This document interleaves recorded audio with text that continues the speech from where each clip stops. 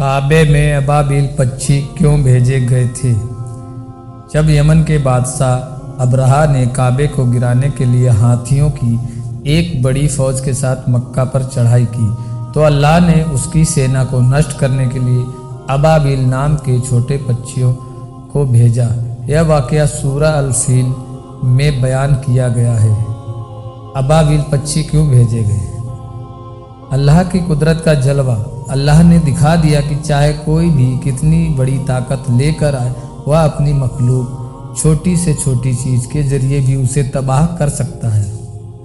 काबे की हिफाजत। काबा सिर्फ एक इमारत नहीं बल्कि अल्लाह का घर बैतुल्लाह है। इसे गिराने की किसी की ताकत नहीं जब तक अल्लाह खुद न चाहे।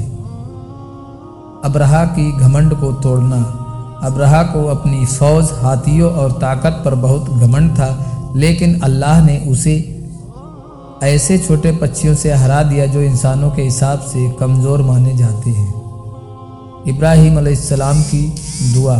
हज़रत इब्राहीम अलैहिस्सलाम ने काबा के लिए दुआ की थी, अल्लाह इसे महफूज रखे। यह उसी दुआ का असर है। इस्लाम की तैयारी।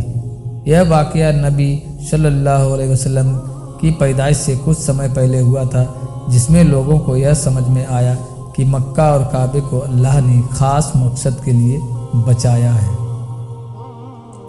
अबाबिल पक्षियों ने क्या किया? अबाबिल पक्षी आसमान से छोटे छोटे पत्थर लेकर आए और अबरहा की फौज पर बरसाने लगे।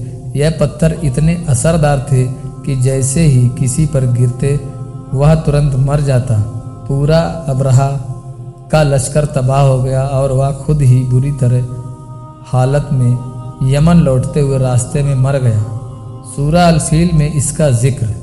क्या तुमने नहीं देखा कि तुम्हारे रब ने हाथी वालों के साथ क्या किया? क्या उसने उनकी चाल को नाकाम नहीं कर दिया और उनके ऊपर झुंड के झुंड अबाबिल परिंदे भेजे जो उन्हें सख्त पत्थर मार रहे थे, जो अल्लाह ने उन्हें खाए हुए भूसे की तरह कर दिया। अल्लाह जब चाहता है तो छोटी से छोटी चींटी से भी बड़ी ताकतों को हरा सकता है। जो भी अल्लाह के खिलाफ या उसके दीन के खिलाफ बुरा इरादा रखता है वह खुद ही तबाह हो जाता है। काबा सिर्फ इमारत नहीं बल्कि अल्लाह का मकान है जिसे वह खुद बचाता है। यह वाक़या इस बात की निशानी था कि मक्का और इस्लाम की हिफाजत अल्लाह खुद करेगा।